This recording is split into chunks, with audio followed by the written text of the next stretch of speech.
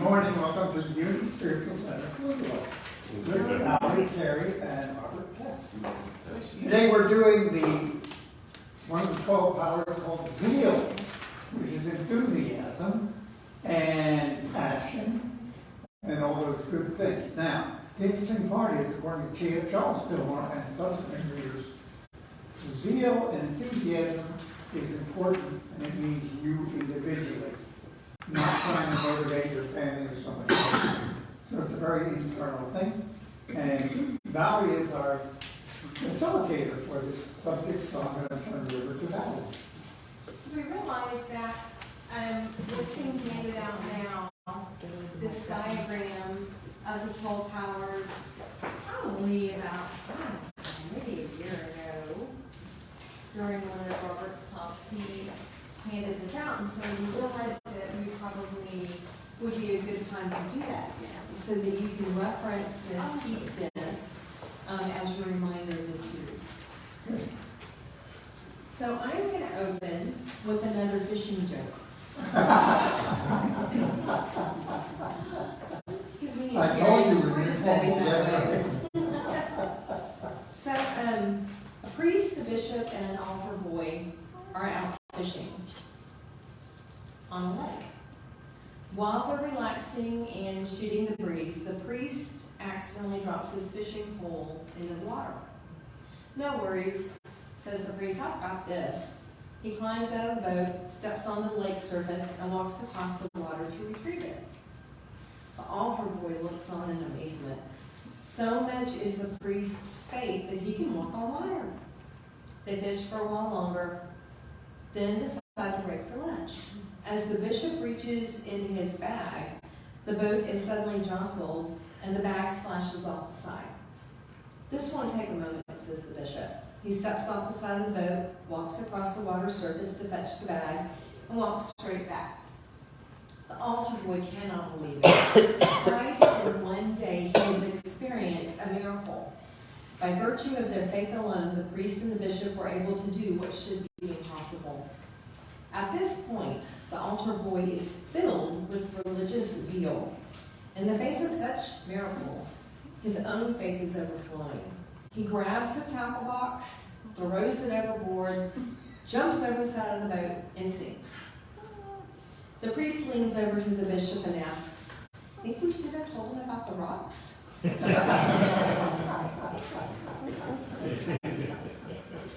And of course, they jump over and they rescue himself. So zeal is the power of enthusiasm, audacity, devotion, intensity, and inspiration.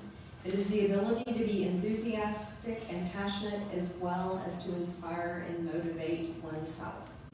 Its location is the back of the neck, the medulla oblongata, the brain stem. You got that. So it's a very important part of your body, and it has a lot to do with your body functions. So, the disciple is Simon the Zealot, and the color is orange. So, it's in addition to being a power that we feel individually when we're excited about something, it's also the great universal force that impels humankind to spring forward in a field of endeavor and accomplish the seeming miraculous. And as I was thinking about this, I had the remembrance that when you think about evolution, and you think about some of the great leaps forward that we've made from humankind, such as flight, that all across the globe, there are multiple people working on something. You hear about this person discovered this miracle or this cure or this new innovation, and somebody across the world is doing the same thing. Well, today that doesn't seem so mysterious because we've got the internet and we've got telephone and everything. But if you think back to before there were easy ways to communicate, you begin to understand that the universe is filled with divine ideas. And we all have access to those divine ideas. And so many times we're working on the same things together. And I just think that that's an incredible opportunity. Anytime you get a divine idea, if you're not ready to take hold of that, it still is available to someone else who might be. Revealing Word talks about zeal as intensity, ardor, enthusiasm, the inward fire of the soul that urges humankind onward, regardless of the intellectual mind of caution and concern. It says to turn a portion of your zeal to do God's will, to establishing the kingdom within you. Do not put all your enthusiasm into teaching, preaching, healing, and helping others. Help yourself. It's an interesting point. And it says it quite often, the same thing. In other words, we talk about, anybody familiar with motivational speakers? Okay? Believe it or not, a lot of us have burned out because we're out, it's this idea, rather than internalizing. Thank you for doing that. Yeah, and I think that, when we talk about the 12 powers, one of the reasons I wanted to hand this out is because I feel like zeal is a quality in addition to being a power. And so when you use the other 12 powers, you get really excited about something, right? And talking to Paul this morning, I love when we were talking and you said, what comes in up here, oftentimes you have to question, because oftentimes you're going to have judgment around that, or you're going to have a belief system around that, but that what's in here is 99.999% accurate. And so it's that when you think about if you get excited about something or you're passionate about something, that's been implanted in your heart for a reason. And so how do you use the other 12 powers? Power, understanding, love, imagination, wisdom, will, strength, faith, order, life, and release. How do you use those to discern what you're getting excited about, think about what you're passionate about, and then actually continue it? Because so often zeal is that, Paul Hasselbeck likened zeal to a rocket booster. Yeah. Sending a rocket into outer space. The boosters helped push the rocket into outer space out of the gravitational pull, then dropped away when no longer needed. Zeal can thrust you into what you desire. Strength takes you through longer term. Discernment helps you to figure out what to keep, what to let go of. Faith.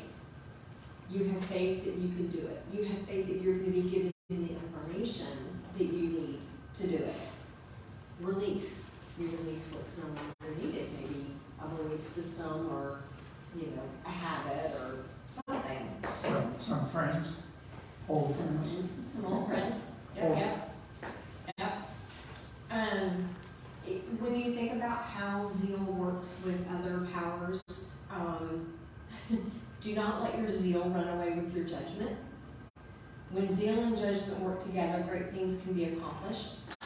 Understanding and wisdom help to temper zeal so that its enthusiasm and intensity are directed to grow spiritually and express the Christ nature. When you think about power as dominion to master and control, this helps to bring all thoughts and feelings into line, into order, in order to demonstrate your good. The power of love can be used to desire prosperity and abundance. Also works really well when combined with wisdom, understanding, and zeal, resulting in righteous use. And then so, something I've thought about, it's not a one-time thing. After that initial spark, how do you maintain the energy?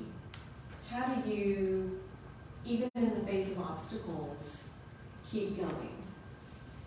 How do you determine what is yours to do, what brings you joy, what are you good at, what brings you energy, what drains you from energy? And I think so many times, especially as kids, you know, there's something that we might want to do, or there's something we might want to get excited about, and some other person out there said, well, no, I don't think that's the right thing for you.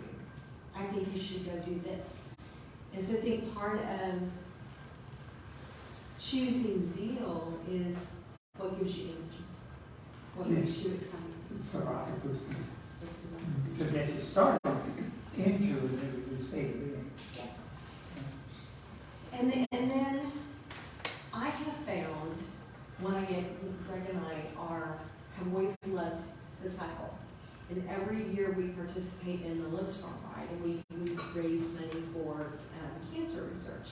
And so it's always really interesting. We train, do the ride, and then we're so tired, we just take the winter off. And we've talked about that. We've said, why do we do that? And I think it's because instead of nurturing our love for cycling and making that part of our weekly routine, because they say one of the great things about exercising is finding something that you really like to do, and we both love to do that. And I think that we put so much energy and so much focus into that, making that the goal, rather than the goal being, hey, let's weekly do this thing that we both really love and we can do it together. And so I think that when you have to look at your whys. Why am I doing this? What do I want to get out of this? What a long-term goal would be. Oh, I just see you. I thought you got something to share. Always. I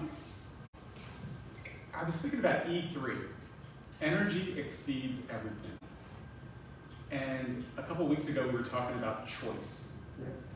And to live with zeal, to muster that zeal up within us, is a choice. And I used to not believe that. I used to be all stuck in my academic brain, and we were talking about certifications and stuff earlier, and my college degrees and all this stuff, which is up here. Yes. But the reality is, at the end of the day, it is a choice to live with joy. It is a choice to live with zeal. It is a choice to live with optimism. And that starts within us. And really, as you were talking today, I kept going back to that notion of it is our choice to muster that power up. Because when it's alive in us, we can't help but change the world. It's interesting. For some reason, it takes me back. Madeline and I we were in Dale Carnegie. I think we got married, 53 years ago. And that year we attended Dale Carnegie class. And I remember one of the keys, one of the weeks was to be enthusiastic, you must act enthusiastic. So it's when we muster it up, we use that interesting word, and that's what she's saying, is we have to choose to do that. So it's not something that comes from the outside, it's something from within. And it's like, I'm trying to remember the guy's name. He said, everybody wants to know how to be happy. You just be happy, and the rest of it comes. So thank you. That's zeal. And I found a couple of different scriptures that I thought were interesting. 1 Corinthians 10:23, all things are lawful, but not all things are beneficial. All things are lawful, but not all things are constructive.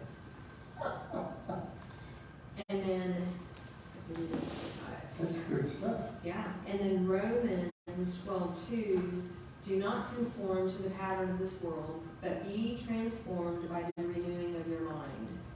Then you will be able to test and prove what God's will is, his good, pleasing, and perfect will. And it's again that conversation of, what you're passionate about, what moves you, what excites you, might not be exactly what other people think you should be doing, but you gotta follow the beat of your own drum.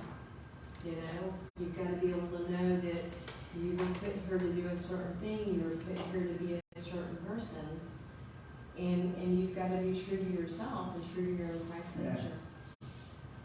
Anybody familiar with family wants this one? Okay. I don't know why that came up. Valerie, can I throw a clincher in the pot? Please. I like to stir things up. Yes, please. What I found is that with our conversation last week with Elvis bringing things up, I was in a relationship that I wanted to get out of for a long time. So after our conversation last week, I decided this was my week to get out of it. So I worked on it in my mind, found out the words I wanted to use, and I let the person go. Well, what happened out of that, and I was telling Robert this morning, I found Zeal. So what we're talking about with Zeal, I think, is like, let me talk about the tapping workshop. Robert always says advertise. Okay, with letting things go, it just comes up automatically. And I felt so much relief by letting that relationship go. It changed my life. You created space for something new and something better. Mm-hmm. One of the things that I really have found interesting is whenever I have a challenge with a person, I don't want to call it an issue because I always think that if something isn't going really well, I like to call that a challenge, because if I call it a challenge rather than an issue, a challenge is something that has an opportunity to be healed or to be addressed. And so I always, even if the person has an issue with me and it makes me feel a certain way, I always know it's mine to take the action to heal that relationship, if it can be healed, right, because some of them can't. But I agree, it always makes you feel so much better and gives you so much energy when you see something that wasn't going well start to go well. It changes. And I love Charles, at 94 years of age, said, I fairly sizzle with zeal and enthusiasm and spring forth with a mighty faith to do the work that ought to be done by me. Yeah, that's the affirmation.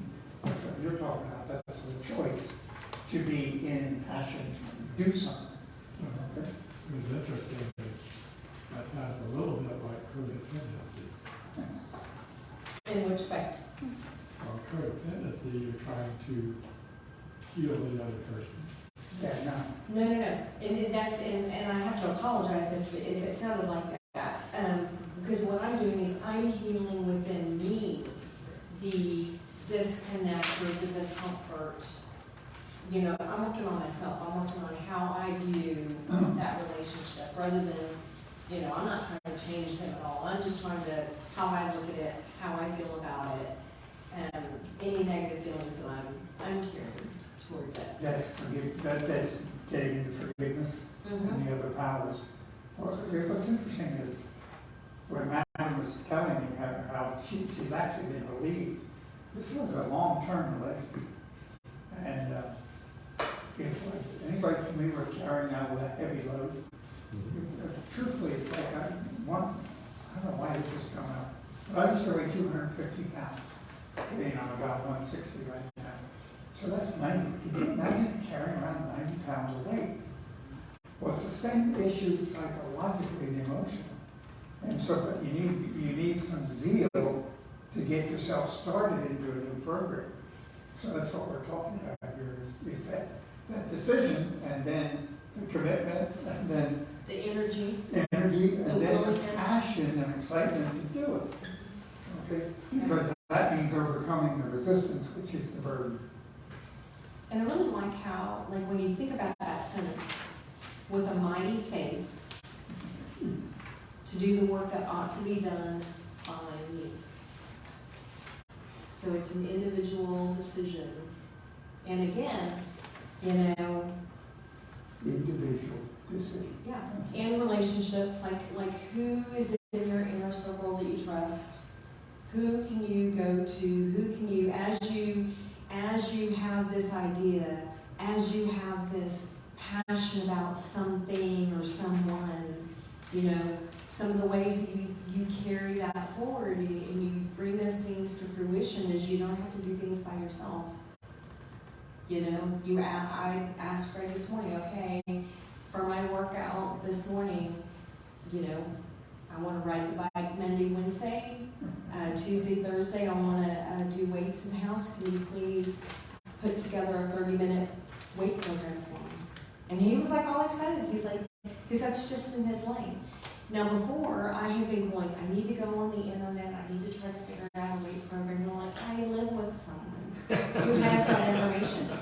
And so, to me, it's just thinking outside the box. You also made the decision to ask. Mm-hmm. We have a tendency not to do that. And folks, I will tell you, that having been with this group, there are times that you don't know. I've reached out, I'll call, say hello, and it's just, hey, what's going on? Because I need to touch somebody, and there's always something that comes back, always. So it's reaching out. We're not alone. And we have a tendency to forget that. We really do. And Paul shared a story this morning about how he just really felt moved to go somewhere, and it did not fit in what his plan was. And really like listening to your intuition, listening to that still small voice. But that means stopping, right? That means stopping and thinking about the whole situation, and then really saying, okay, what is mine to do? What do I need to do right now? What is this next step? Zeal. Does anybody else have anything else to add? I feel like we're maybe complete. The last thing that I'm sharing with you is a choice. A lot of people go through life complaining, criticizing, condemning, and that's a choice that we make. And that's a choice that really is the opposite of zeal. It takes you down into those energies. So if zeal is an energy that we pump it up and say, okay, I can do this, or I have the power within me. Now the main thing is these powers, they don't happen just because you talk about them. This is the outcome of a spiritual path. This is the outcome of doing the work, of doing meditation, of doing prayer work, maybe even tapping, but figuring out a way to let go and make choices that we're not making to get where we really want to go. Okay, so what do you really want to do? And then it's bringing in the zeal. Yeah. Getting on the bicycle. Well, focus. You can talk about the law of attraction, Yep. and Keep going. Finish Yeah. your thought. and so it's what are you focusing on? What are you believing? Do you need to reframe? Reframe. That means change your thought. The one piece I'll add on to what Robert said is think about the faith of a mustard seed. Yeah. I've heard that scripture passage so many times. Mustard seeds are so teeny tiny, insignificant. Zeal, we often, I think, have this notion of, I got to go be full first. I got to go get motivated. I have to have all these resources. I have to have everything dumped into me. The reality is, it only takes the faith of a mustard seed for us to take that zeal and go. It doesn't take a whole lot, but it comes back to the choice part of it. But you don't need any more than what you've already got within you when it comes to zeal. That's enough. That's sufficient to go out there and do whatever it is your heart desires, whatever that intuition, whatever that God within you says, go do. You've already got enough inside of you to do it. But our brain doesn't like that notion. It wants it to go first. Yeah, that's such a good point. Thank you. That's such a good I'd like to touch on what Paul said, and one thing you need to do, which I have my own personal experience in, is don't second guess yourself. If that's in your first mind, go ahead and do it. Don't say like, oh, this and oh that, or you're worried about what the outcome is going to be. Just go ahead and do it. You'll see the result. And then you have an opportunity to choose again, and adjust, and maneuver. Yeah, like this. But as long as you're looking towards God, you're listening, you're staying Christ-centered, you're always going to get the answer for the next step. Okay. But there's a thought I've been having, and I've been noticing it within myself. We've been through 2.5, 3 years of shutting down, okay? Which is the opposite of getting excited about what's going on. So as a group and as a culture and as an individual, I'm aware that I have had to get out of the house. In other words, it's safe in the house. Everybody agree? And relationships. In other words, Madeline and I, you know, if she goes somewhere, I need to go with her to make sure she's okay. And I can't get out of the house without her. So what have we gotten used to over the last 2 or 3 years? And I really believe it's a bond that we have created with the negative side of things. And I'm being very, very open about this, and I hope you understand that I've had to get into my own thoughts and start getting excited about what's out there and where we can go. Everybody notice like we haven't had workshops? Now we're going to do a tapping. We're going to work on a meditation shop. We're going to do this. We're going to do that. We're going to ask you to get more involved. And that's because it's time to get out and start living life. And I'm being honest with you from the Zeal standpoint. So thank you for bringing this up. And there's one other thing that I want to give gratitude for. We neglected to recognize that on August 7th, Robert and Madeline had an anniversary with us. Oh, that's right. I forgot about it. Yeah. And so, 8 years? I had it figured out, and then I wrote it down, and then I forgot to look at it. But talk about zeal, talk about enthusiasm, talk about, you know, we just continue to be so grateful for the two of you for your commitment to our community. Thank you. That's amazing. That's 8 years. That's wow. That went by. Whoa. And it's time. It's really time. It's time to get excited about just growing, just doing more, about being more out in the community. And look at the message we have. And look at the people, you know, do you understand that you guys are the message? And we've had, what, 5 people share messages? And we're finishing up, and I'm still not sure we're going to have 10. Then we got 12 hours, so I'm still not sure what we're going to do at the end. Figure it out. We'll figure it out. So I think, are we ready for Bruce to do his next song? Is that our next thing? Yeah. All right. I'm going to say thank you, guys.